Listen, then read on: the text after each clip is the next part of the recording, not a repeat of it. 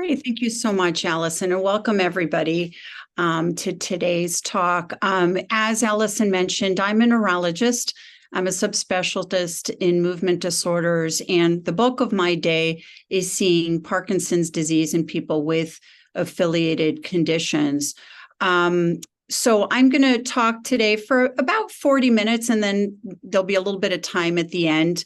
I do have a lot of packed slides, so don't focus on the slides. Let's talk through this, and then you can always go back to the recorded slides if you want more information.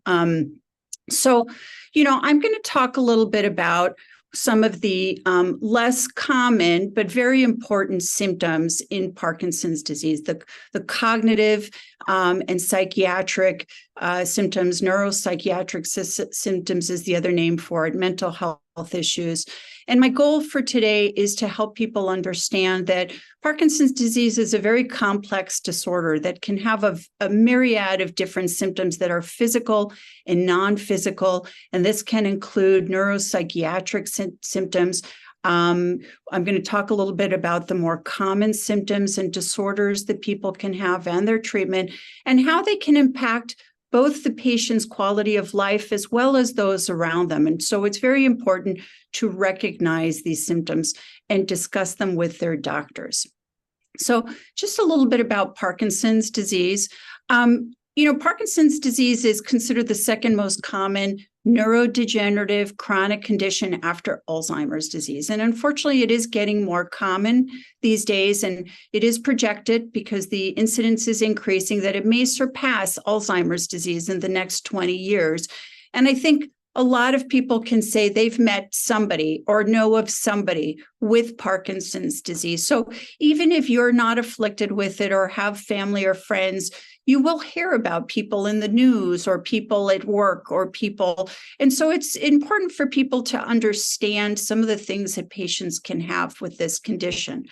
At the last estimate by the Parkinson's Foundation, there's close to 1.5 million people in this country alone that live with Parkinson's, maybe 10 million worldwide by some studies. About 90,000 people are diagnosed every year in this country. Tends to start kind of in the late 50s, early 60s, but really can happen in any year. And about 10% of people start under the age of 50, can happen in their 20s, can happen in their 30s. Not as commonly, but definitely can happen in the throes of people's life, or in their middle of careers. They're in the middle of, deciding whether they're going to have kids, if they're having kids, that they're raising kids. So really can happen at any age. Tends to be a little bit more frequent in men than in women, about 1.5 times. And really nobody escapes it. It affects all cultures and all races, ethnicities. We do have some studies that show that people of Hispanic origin and Caucasian origin tend to have a higher risk of developing this condition for reasons yet unknown, but can really hit, and nobody is spared the risk of this condition. And it's a very complex condition. It's chronic. We don't have a cure for it at this time. It is progressive, but it is a very slow progression over many years, decades. And, there can be a myriad of symptoms. So everybody is always, aware of the physical symptoms of Parkinson's, or a lot of people are. And these are the symptoms that we use to diagnose the condition. So there's tremor in the extremities, especially when somebody is resting, they're not moving, they may have a tremor in the hand or the leg or the lower jaw. There is muscle stiffness that creeps in, tightness of the muscles, slow movement. So people start slowing down in their ability to get up, to walk, to do things, to be able to use their hands effectively. They may lose facial expression. They may have a lower voice. Their handwriting gets smaller, as well as walking and balance changes. Their posture might become a little bit more hunched over. They may not move their upper body as well. They may take little small steps, what we call shuffled, and they could have problems with balance. So these are what we call the physical motor symptoms of Parkinson's. But we've learned over the last 2 decades, and I think that part of my slide, for some reason, there we go, didn't come up, people can have a lot of other symptoms that are not physical, or we don't manifest them outwardly, what we call the non-motor symptoms. And these symptoms can be very common and sometimes even more bothersome and disabling than some of the physical symptoms. These are things like constipation. These can be things like low blood pressure. Blood pressure fluctuates from very low to really high. They can have urinary dysfunction, sexual dysfunction, changes in their sleep, vivid dreams and acting out their dreams. But they can also have another section of symptoms that we call the neuropsychiatric symptoms that affect our mental health. Changes in our memory and thinking that could progress to dementia, mood disorders such as depression, anxiety. They can have psychosis that includes hallucinations and delusions. And there can be problems with behavior, compulsivity or impulsivity that can be part of it. So when somebody comes to see us with Parkinson's, we are looking at all those things. And it's important for somebody who has Parkinson's, somebody who has a family member with Parkinson's, or a friend, that people are aware of all these manifestation of potential symptoms that people can have. Now, mental health is something that is very important in all our neurological conditions, but is something that in Parkinson's disease, people seem to suffer more with some of these mental health conditions than some of our other chronic illnesses like diabetes or hypertension. More than 50% of patients with Parkinson's, and some studies show all the way to 70 or 80%, can have some degree of mental health issues, or what we call neuropsychiatric symptoms, along the course of their illness. And this can range from some depression, anxiety, apathy, problems with memory and thinking. This could progress in people to frank dementia. They can have problems with seeing things or having thoughts that are fixed beliefs, or they can have problems with compulsivity. All of these are possible. Not everybody gets them, and some people they're mild and some people they're worse. So, everybody's Parkinson's is very different along the course and how they present. Some of these, especially mood disorders, depression, anxiety, apathy, can occur at any stage of the disease, sometimes even can predate some of the physical symptoms, and people can have depression, anxiety, loss of motivation years before their diagnosis. And other mental health issues like problems with compulsivity, impulsivity, seeing things, having significant memory and cognitive disorders, this tend to happen more in the later stages of the condition. If they happen really early, if people are seeing things or have frank dementia within the first couple of years of their Parkinson's diagnosis, we may not be looking at garden variety Parkinson's. So when you go see your neurologist, we ask about this temporal relationship: is when did the mental health issues start in relation to your tremor or mobility issues? Because it is very important. Some Parkinson's-like conditions, dementia or hallucinations, can start early. And these conditions, even at a low level, can sometimes significantly affect quality of life, not only for the patient, but also for those around them. So it is very important to discuss it and address it with your doctors. Now, I have a lot of patients that tell me, well, what do you want? I was just diagnosed with Parkinson's. My life has changed. Isn't it natural that I should have some of these feelings and thoughts and behaviors?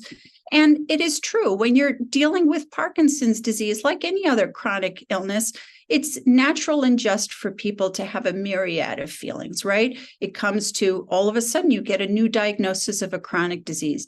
You have to accept that you have this diagnosis now that you're going to live with. You have to adjust to living with a chronic illness and the treatments and the change of medications and how things change over time. It is a significant life change. If you develop it, you're diagnosed at age 60, all of a sudden, what about all the dreams that I had for retirement? My wife or my husband and I, how is this going to change all the plans that we had made? It might change your role. You were the caregiver. You were the breadwinner. Now, all of a sudden, is that going to change? Who am I if I'm not those roles? And what's going to happen 20 years into it, and I need to rely on others? Do I have a good support system? All of a sudden, I'm not going to be in control. And so it's not unusual for people to have some of these feelings of, denial when they first get the diagnosis, wonderment, why did this happen?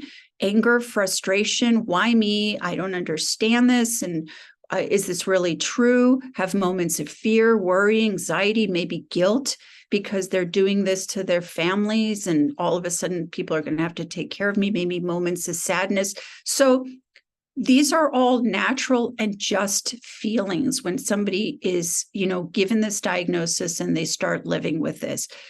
When these symptoms are there perpetually and they stay there and they don't go away, that this is where we start wondering if somebody has a mood disorder. And again, we know that there are a lot of changes that are happening in the brain and the body that are at fault for that when that happens. So when people tell me it's a sign of weakness or they feel it guilty for having these feelings, my response to them is always, look, it's part of the Parkinson's. It puts you at risk. So this is not a personal weakness. We know that there can be biological factors that put people at risk for this. So there can be some genetics that could be at play, sometimes irrespective of the diagnosis of Parkinson's. Depression or anxiety may run in the family. Bipolar disease may run in the family. People may have a propensity to have cognitive issues, maybe Alzheimer's runs in the family. So there could be other issues at play biologically that are genetic and could be passed down.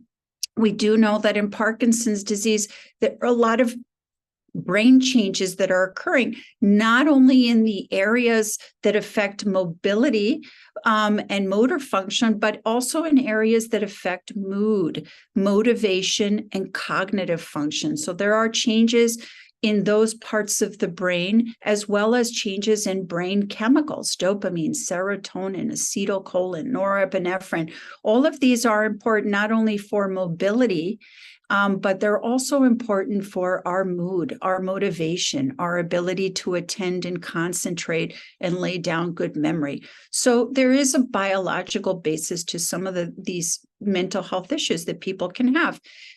There can be other factors too. So some of our medications that we use to treat Parkinson's disease can also sometimes help mood, but they can also bring out some compulsive behaviors, sometimes be the cause for some hallucinations.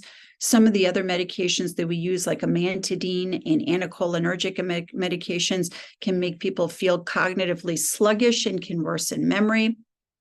Sometimes mood can happen when people are in between their doses of their Parkinson's medication and the effect of the medication wears out. And not only does their mobility change, but sometimes their mood can change. I have patients that know when their, levodopa or their Parkinson's medication is about to wear off because their mood goes down, or all of a sudden they feel anxious, and it's an indicator that it's time for their next dose. So if people see that temporal relationship, it's an important thing to talk to their doctors, because there's ways that we can adjust the Parkinson's medication to fill that gap. And then other medical illnesses and their treatment can also be a part of this. So if people are on steroids or stimulant medications, sometimes that can make you feel anxious. If people have a lot of, vascular risk factors, diabetes, high blood pressure, hypertension, this can cause little vascular changes in the brain that can put them at risk for memory issues. So it's very important for us to always take a look at the big picture and see what are the potential causes of some of these symptoms people are having. So how do we diagnose when somebody is actually having a mood disorder? So for depression, we usually need symptoms to be there fairly consistently for at least 3 months, meaning that we're past the sort of initial shock, we're past the initial sort of, feelings that most people can have, and it's just there and it's persistent and not going away. Feelings of sadness, feeling of no longer experiencing joy or pleasure, especially with things that previously used to bring you joy and pleasure, now no longer do that for you. A sensation of helplessness, of hopelessness, of feeling guilt about what's happening. Why me? Why am I doing this to my family? Why did this happen? There can be changes in appetite and sleep. Either people don't have appetite, and they lose weight, or sometimes people can eat too much and gain weight. So it can go on both extremes. And the same thing with sleep. People can't sleep at night. They're ruminating over things, or they're sleeping too much. They're getting plenty of sleep at night, but they're also sleeping during the day. And then we worry when people start having thoughts of, life is just not worth living anymore. What good am I? And maybe it's better if I wasn't here. So, these are important things that really can impact a person's quality of life. When people can live so well still with Parkinson's, but these sort of feelings drag them down. Now, depression can be sometimes hard to diagnose in Parkinson's, right? Because sometimes their symptoms to those around them can be masked by some of their physical symptoms.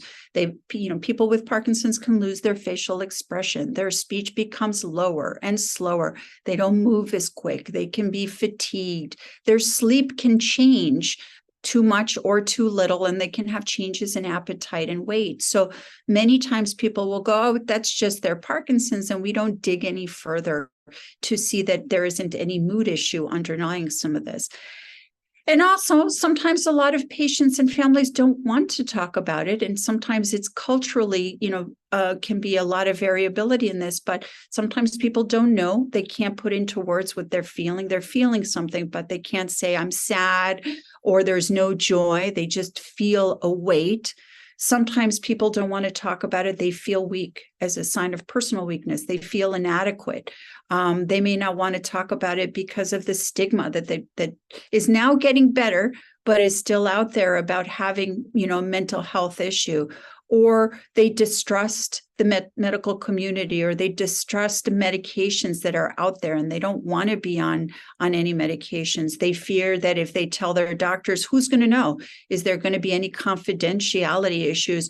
Or sometimes people are so hopeless to the fact that they just don't care. They feel so awful. They just don't even bother to, talk about it or think about it. So, it is important for us as doctors, as family, and as patients to be aware of this, because there are studies that have shown that depression can bring people down in many ways. So it can worsen movement, and there are studies that show that it can lead to progression of motor disability if it's not treated. It can also affect memory. People don't pay attention or concentrate well when they're feeling very depressed. You don't lay down good memory when you're feeling depressed. So it can lead to something that we call pseudo-dementia. Quality of life suffers. There are studies that show that when somebody is depressed, you're at increased risk mortality.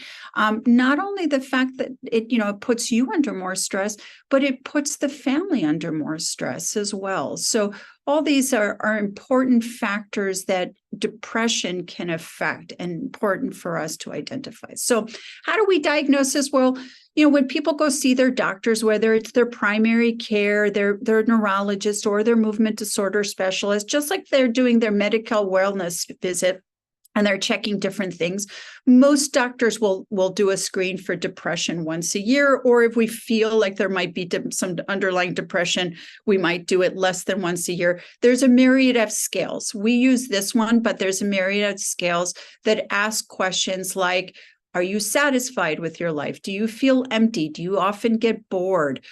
Do you feel happy most of the time? So just a couple of questions. Do you feel pretty worthless? Do you feel like you're worse well off than others?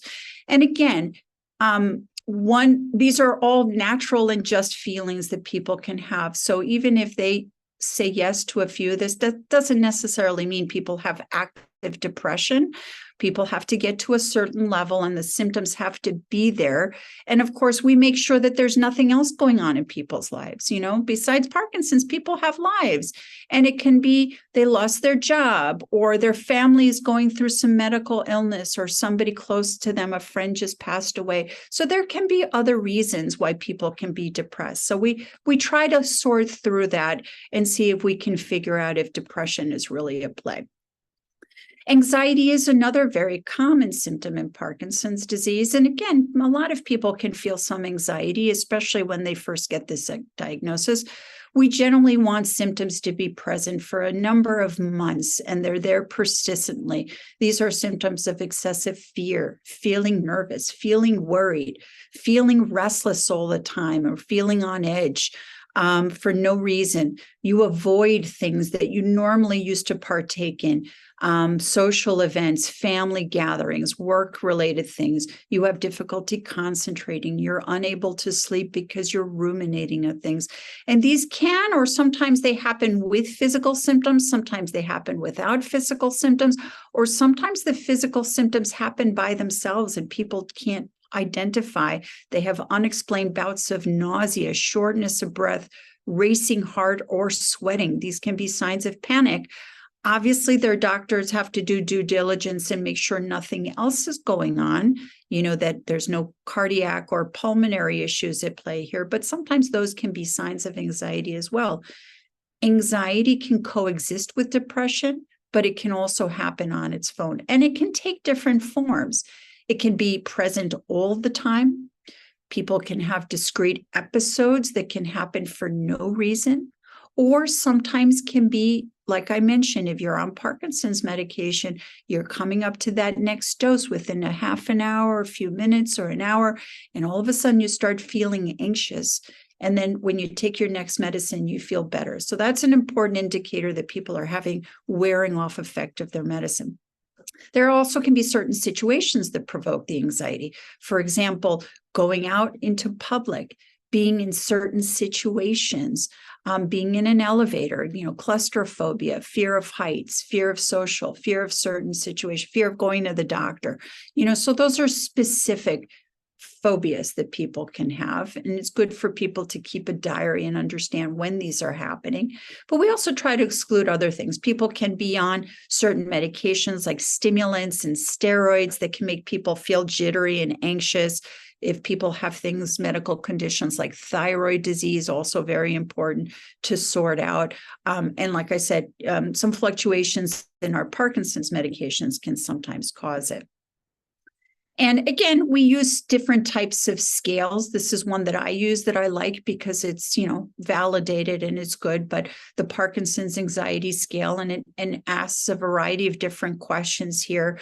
Do you have trouble relaxing? Do you feel tense or stressed? How often? Do you feel panic? Do you feel short of breath? Do you get palpitations? Do you avoid certain environments? And again, there's no one answer and all of a sudden you have a diagnosis. People need to get to a certain level of positive responses to this, and they need to be present for a number of months for us to give this diagnosis. And we exclude all the other things that potentially could cause it. So how do we treat our movement disorders? We have a variety of ways that we do it. First, we try to make the diagnosis as best as we can. We may consider talk therapy, which for a lot of people, that may be all that they need. And especially if they're having trouble wrapping around, the diagnosis and how their life is going. We may use medications if people need it.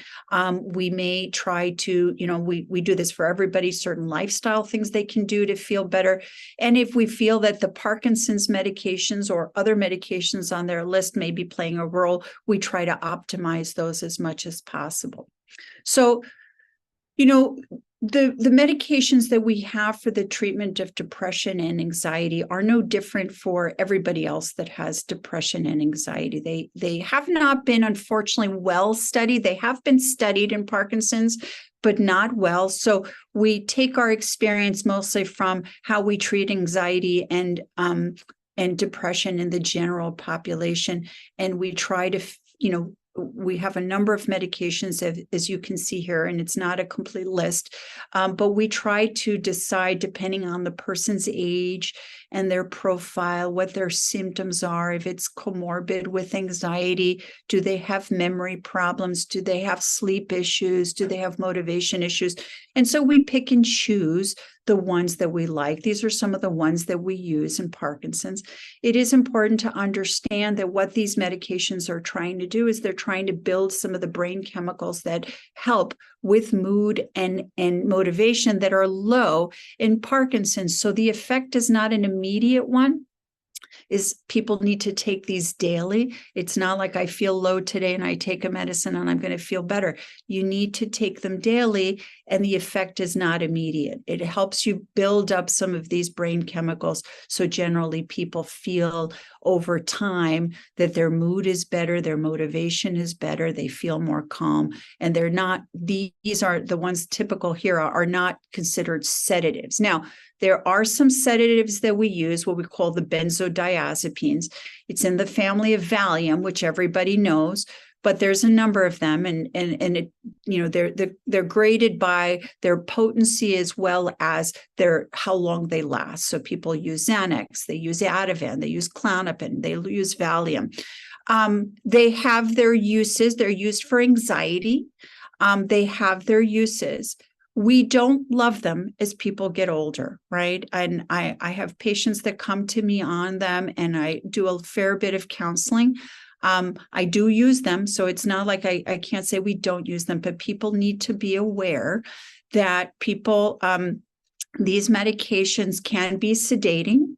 If you're using them very regularly, you can build tolerance to them where your body all of a sudden, I need more. Or you can get addicted to them. They can worsen memory if you already have memory issues because they are sedating. If you have a lot of problems with balance, you know, putting on any sedating medication, you could feel that your balance gets worse. So we use them in the right situations, but we try to not have people on them chronically. They are very effective for anxiety, but they have a lot of drawbacks. And many times I end up taking more people off of them than putting them on them. So it's just important to know. There's also talk therapy, and I, you know, Allison does a great job, and I'm a big proponent of this because like a lot of people, I don't like to rely on pharmaceuticals if we don't need them, although sometimes we do need them and they can be very helpful. But talk therapy can be useful either on its own or in combination with therapy. It helps people understand more how they're feeling about things. And sometimes we have these knee-jerk sort of reactions and we don't understand the thoughts and the emotions that underlie them. So we, you know, talk therapy, and I won't go into this because I feel like I'm preaching to the choir with Allison on here, but it's, you know, it's to help people take a little bit of control and understand why they think and feel things. And if there are things that people on their own can sort of take a little pause, why is it happening? Can I find more productive and effective ways to not have these things and feel better about my environment? So, you know, I end up doing a lot of referrals to therapy, and like medications and therapy, some people it's beneficial and they stay on them for years, and other people just really need that initial sort of push to understand themselves and cope with their illness better. And it's a short-term therapy, but I believe that it can really help some people. What about complementary therapies? A lot of people ask me about this, and my response is always, well, some of these have been studied in Parkinson's, although not well, so they're not standardized across the board. But I do feel that a lot of patients benefit from this as long as they're not putting them itself for any harm or risk. So we know that mindfulness and meditation are ways to kind of, you know, look inwards, take a breath, take a moment to pause and see how you're feeling and how is your body reacting. And there's actually studies that have shown that people with depression and anxiety, whether it's Parkinson's or not Parkinson's, it tends to help people feel better, bring down that anxiety level, feel more hopeful. And there's actually brain imaging studies that show that people actually improve some of their brain function when they're using these techniques, but they take practice. So sometimes people have to go someplace to help them how to teach them, or there are apps or there are YouTube videos that can do it. So I'm a big proponent of mindfulness meditation. Massage therapy can help bring down muscle tone. Acupuncture, for some people, feel like it really relieves it. Music therapy, I always tell my patients, put on some good music, sing, hum, feel it. It releases a lot of these good chemicals that we have low in our brains. And for some people, light therapy. So if some of it is a seasonal affective disorder, some of these can be helpful. So I have patients always explore these as long as they're not doing anything that's harmful to them physically. Some of these things can help in some of that. Lifestyle strategies, exercise and mood. I'm a big proponent for exercise in Parkinson's and neurological disease. We've got a wealth of data these days that show that people that are regularly physically active tend to do better physically, mentally, with their Parkinson's disease. And it's been shown to help mood disorders. It's been shown to help Parkinson's disease. When people ask me what type of exercise, I always say all of it. Find something that you like. On some days, push it a little bit and walk fast, and other days lie down and do some yoga. The whole thing is about being active and challenging yourself and varying things, but staying active releases all these good chemicals in our brain. It helps mobility, it helps sleep, it helps appetite. Studies have shown it improves concentration and attention, and it can also lower stress and inflammation in our bodies, all of things that can help us mentally and physically. I'll throw in a little plug because there's more and more data coming out about the gut and our brains, and that there's this connection between our intestines and our brains, and that all the flora, all the bacteria that we have in our gut communicates with our brains. And actually, there's studies that show that some of these chemicals, dopamine, serotonin, acetylcholine, GABA, are actually made in the gut as well. And serotonin, one of the highest places that it's made in our body, is actually in the gut. And if we keep our gut bacteria healthy, they can produce some of these chemicals, and they produce good proteins and good markers that tell our brain, hey, everything's good, be happy. So it sends signals up to our brain. And studies have shown that if our gut is happy, our brain gets all these good chemicals and signals that have been able to help mobility and mood. And so, what type of diet? The jury is still kind of out. We know that eating more plants, fruits, vegetables, fiber-rich foods, drinking plenty of water, trying to stay away from too much processed food, too much red meat, and kind of limiting those tends to do better for some of our gut bacteria. So there's a lot that you can read about our gut microbiome and our mood. Apathy is another mood symptom that is very common in Parkinson's and neurological conditions. It's what we define as a state of indifference, a lack of interest or motivation in what's around us. People they used to be active. They go to places, they would go to the gym, they would go out with friends, they would go out with, do activities, and now they don't. It can coexist with depression. So sometimes the mood issue is at play, but sometimes it can just be on its own. And people say, no, I feel happy. I feel fine. And if I go out with my friends, I feel good. It feels fun. But I just lack that initiative, or they lack that motivation to do it. And sometimes that can be confused with depression in family members. I think he's depressed. He just doesn't go to places like he used to. And I ask the patient, they're like, no, I feel fine. I don't feel sad. And if I do go, then I feel good. It makes me feel good, but I don't know. And that's what we call apathy. And there are changes in the brain that are at play that we think are the reason for it. They tend to be more frontal lobe predominant. And it can really impact a patient and their family, because people avoid things. They avoid physical activity, which, as you just heard me say, is good physically for people with Parkinson's. People isolate from loved ones, from friends. And so social isolation starts to creep in. And sometimes it can also put a strain on the patient with their care partner and their family and friends, because people are like, well, he just doesn't want to be around with me, or she doesn't have any interest in me anymore. So, it is important that people understand what apathy is, and that many times it's out of the patient's control. It's not because they're depressed or they don't want to, they just can't. So how do we cope with apathy? Well, we don't have any specific medications or therapies that have been proven to help. We sometimes will start with the basics. If people have Parkinson's, some of our dopamine-based therapies like levodopa and dopamine agonists like Mirapax, ropinirole, the new Pro patch, pumping up dopamine sometimes helps people have more motivation. So that is the first thing that we do, is we make sure that we're optimized their physical state, so that see if that helps their motivation. If people have comorbid problems that are significant with their memory and their cognitive function, some of the medications that we use to treat cognitive dysfunction, like rivastigmine, Exelon, can sometimes also help with apathy. And if there's comorbid depression and people are very apathetic, we might try some of the what we call more activating antidepressants.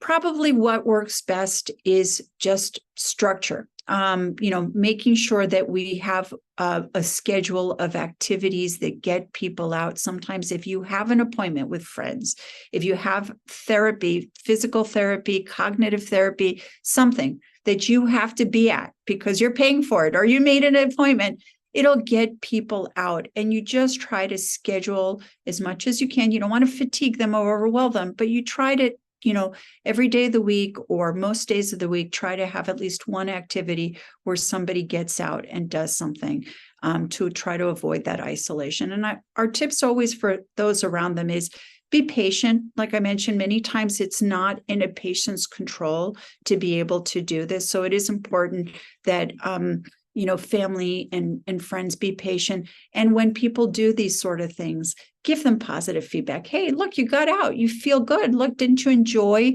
being out with your friends? So sometimes that sense of reward can be very good for the patients when they do get out. Okay, so those are mood disorders. I'm going to shift gears a little bit to cognitive changes. So, cognitive changes can occur even from the early stages of Parkinson's. I have a lot of people that tell me, even before I was diagnosed with Parkinson's, I felt like I didn't multitask the way I used to. My short-term memory just wasn't quite as good. So it can be very common in Parkinson's disease for people to have mild cognitive changes. They may progress a little bit over time, and they can be frustrating, but we term them mild or mild impairment when these changes don't affect somebody's sort of functioning. They're still working, they're still doing their taxes, they're still paying checks. So they're still doing all the same tasks they used to do cognitively. Might take a little bit longer.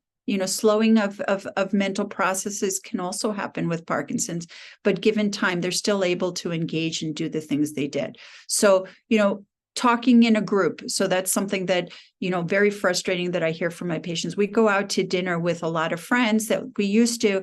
I just can't pay attention to the conversation that I used to. I used to be able to multitask and do 3 things at once.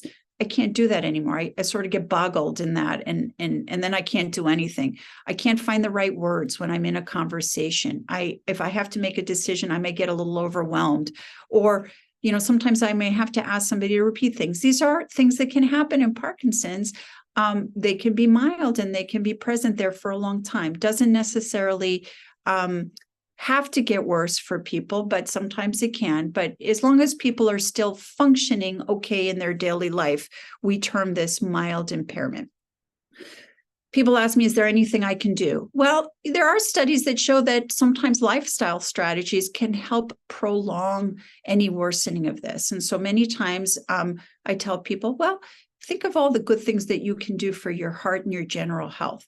Sleep well, reduce stress, exercise, like we just talked about, stay cognitively engaged, continue with work, even if you have to adjust a little bit, play games, learn something new, go out with friends, socialize, make sure that all your other medical illnesses and treatments are being reviewed at least once a year, that everything's under good check. So these are all important things that people can do. And sometimes if they're in that mild stage, cognitive therapy can be useful. Seeing a cognitive specialist can say, okay, these are the areas where you're weak. Here's some strategies that maybe we can help you sort of adjust to some of those things so you can get back to doing the things that you love and feeling good at it. So, those can be very useful, that sort of advice. How do we assess cognitive issues? Well, generally, most of us as neurologists and a lot of primary care doctors now as well, if people comes to us with some of these cognitive symptoms, we screen and make sure that there aren't other things at play.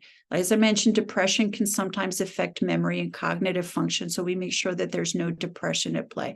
We make sure that they're sleeping well and they're not sleep deprived as their cause. We review all their medications, and then this includes over-the-counter supplements that sometimes can be sedating or can cause problems. So sometimes we'll have to readjust medications or talk to somebody's primary care doctor if they're on very sedating medications. And we sometimes will look for other metabolic vitamin deficiencies, organ dysfunction that can also affect memory. We'll do screens in our clinic, and there's a variety of screening methods. In our clinic, we use something that's called the Montreal Cognitive Assessment Test, which is there on your right. There's no pass or fail on this, so we just always kind of see where are the areas that somebody might be weak on. Does it fit a pattern that we're seeing sometimes in Parkinson's disease? How severe is it? How is it affecting their life? If we feel that it looks pretty normal to our eye, but people yet tell us that they're suffering with some of these and it's affecting them, then we may send people for something that's called formal neuropsychological evaluation. This is with a neuropsychologist where they do a little bit of a deeper dive into memory, multitasking, executive function. And again, they look to see, where are you weak? Where are you strong? What can we do to help it? Does it fit a pattern of something? So again, it's not a pass or fail. It's really to identify areas where people might be weak and can we do something to help. What about dementia? This is the dreaded sort of question I always have, when people have Parkinson's. Doctor, when am I going to have dementia? Because they read about it. And the honest answer is, I don't know. And the answer is not everybody gets there. Right. So now with the therapies that we have now, with people being more proactive in their own lifestyles, not everybody gets to frank dementia. Or if they do, people can have mild dementia for many, many years, meaning that maybe they just need to readjust their lives a little and they can't do everything they used to do, but can still live very productive and rewarding lives. So we classify dementia as somebody is having enough of these cognitive problems that it interferes with their daily life and their independence, meaning they may need a little bit of help. They may not be able to do these tasks the same way that they used to, and they may need to adjust. So when somebody has cognitive issues, memory and cognitive issues that does not allow them to function at the same level that they used to, that's where we start questioning whether there might be some early dementia. It's not an early symptom. This happens usually 10 years or longer till people start developing in this, and not everybody gets it. If people get this diagnosis within the first couple of years of their Parkinson's, we may not be looking at garden variety Parkinson's disease, right? And we always, like I just said, with cognitive secondary causes, we look for things like depression and medications and other medical illnesses, other metabolic and medical issues that could be causing it. Let's suppose we get to that point and somebody might have some early dementia. What can we do about it? Well, there are some medications. These are the same medications that are approved for Alzheimer's that we use for a lot of our memory conditions, whether it's Parkinson's, whether it's memory issues after a brain trauma or after a stroke. What they do is they help boost certain brain chemicals that help people focus and pay attention better. So hopefully they lay down better memory. The only one that's approved for Parkinson's is rivastigmine. Exelon is the other name for it. But sometimes we may use the other ones depending on ease of use, or if somebody has side effects with rivastigmine, we might try the other ones that are not approved for Parkinson's, but we use them if we need to. And then there can be other, the use of other therapists like cognitive therapists, occupational therapists, speech therapists that can help people adapt and cope and find ways to live better with some of the, symptoms that they're having. Again, advice for family and caregivers: try to, don't pull away, try to, as much as people can tolerate, keep engaged, try to keep a routine, try to avoid big stressors and big changes in environment if possible. Sometimes when somebody reaches this stage, moving from one family member to another's house all the time can be very cognitively confusing. Be patient, be flexible with your loved one that has Parkinson's. And caregivers, it's not easy taking care of somebody that has a chronic neurological illness. So you have to find ways yourself to be healthy and be a healthy care partner. So seek support, find family and friends, support groups, education like this one, and some of these, webinars that help you learn more. I'm going to move a little faster because we're running out of time. Psychosis. This is another possible mental health issue in Parkinson's. Again, doesn't affect everybody, maybe about 5 to 10% of patients. It tends to be in the later stages of the condition. It describes a disturbance in thinking where people can't understand what's real and what's not. And it can take various sort of forms. It can be an illusion, meaning that something's really there, but it looks like something else.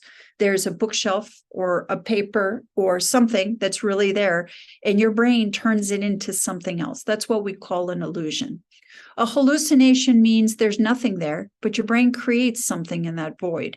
And it can be a person, it can be an animal, it can be an insect, it can just be a shadow. Sometimes people in the early stages can say, I see it, but I know it's not real. I know it's my Parkinson's, but sometimes over time, some people can lose that insight into it. Sometimes it's not a formed thing. Sometimes it's, I just feel a presence. Somebody's in the room with me. Sometimes it can be, I feel something or I hear something. Those tend to be less common. It's more visual or this benign presence. And so people can have this and don't readily talk about it. So if you see your loved one staring into space or their behavior has changed a little bit, ask them about it, because sometimes people see things and it doesn't scare them. It doesn't bother them. And, they may or may not have insight into it until you ask them. Sometimes I have patients that come to see me and I ask them these questions and they're like, oh yeah, I'm always seeing this cat in the room, or I'm seeing spiders on the wall. And the spouse will say to me, you do? How come you never told me that? So it's important to ask these questions. People can also have what we call delusions. It's a fixed belief or a conviction that something is true when it's not. And the most disturbing one is a paranoia. Like, I feel like my spouse is cheating on me, or somebody's stealing from me, or there's somebody outside the house, or somebody's going to do something to me or my family. And no matter how much we try to persuade them, we can't dissuade them from that. So this is what we call a delusion, and it can take different forms, but the paranoia is one that, not common, but it happens. It can be very disturbing. So something, again, to discuss with your doctors. How do we treat psychosis? Again, we look for possible aggravating or secondary causes. Are there medications? Some of the dopamine medications and some of the medications we use for Parkinson's can aggravate this or even bring it on. So sometimes people are on too much medication. Could be dehydration. They could be, infected in some way. They have a urinary tract infection or a wound that's giving them, inflammation. There could be not sleeping well and they're up all night and they're sleep deprived, or they could be severely depressed, what we call a psychotic depression. So we look for all those sort of things. We try to talk to patients and caregivers about things that we can do to keep people safe and prevent it, right? So make sure that you're not adding on too many medications and supplements, that, too much polypharmacy can put people at risk for this. If they're having some mild, delusions or hallucinations, see if you can redirect them. Instead of saying it's not real and have an argument about it, change the topic. Can we distract them from it? And make sure that they're not doing behaviors that potentially could put them at risk, getting up to grab something, getting up on a chair to see if something is real. We've got to make sure that people are safe. How do we treat it? Well, if there's underlying significant memory issues, some of the memory medications like rivastigmine and donepezil can help sometimes with these, hallucinations. So sometimes if we're trying to treat two things with one, we might try these first. If there's underlying depression or anxiety, especially if it's prominent, we try to treat that as well and see if that gets better and the hallucinations go away. If they don't and the hallucinations are bothersome, so we don't always need to treat hallucinations.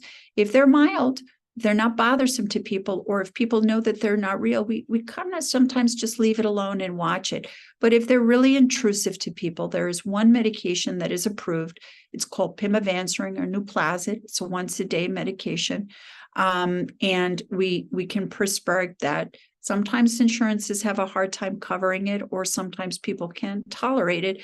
And so there are some other ones that are not approved, but that we've used for decades that have become standard of care in Parkinson's, where we can microdose people. But these medications can have their potential side effects. They can lower blood pressure.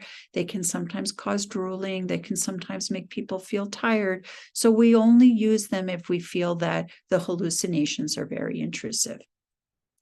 And this is my last disorder, what we call impulse control disorder. Again, this is not common, and it's used to be more common, and now it's getting less common, luckily. But it is when people have a behavior or a thought that is stuck and won't go away, even if it could be harmful to them or others, or potentially is harmful to them or others. And as you can see from the slide here, this was looked at, there's been a lot of study on these behaviors. It can be anything from gambling. I think that was the very first activity that was reported. It can be hypersexuality. It can be buying and shopping now with online. It could be, eating, compulsive eating, getting up and walking around, hobbies. All of a sudden they get really compulsive about their hobbies, even medication overuse. There is something that's called dopamine dysregulation syndrome. Happens more in young men, but can happen to anybody, where all of a sudden they become compulsive about taking their dopamine-based medications. Now, this is a condition that is mostly medication-induced. Our dopamine-based medications, especially the dopamine agonists, but levodopa as well can cause it, and some of our other ones. And so many times, slowly removing or limiting access to these medications can make this go away. Sometimes it doesn't completely. It can take a little while. Sometimes we'll have to put people on some mild antipsychotics. But I always tell people, if you're experiencing something like this, talk to your doctor. Never stop any of these medications abruptly. But often these behaviors, if they become intrusive, can be made better by this. Okay, so in summary, mental health issues can be a big part of Parkinson's disease. More than half patients with Parkinson's at some point can have some of these symptoms. Some of them can happen at any time during the course and even predate it. Some of them can be more later stage symptoms that can happen. And some of those that, if they happen early, might tell us that it might not be Parkinson's.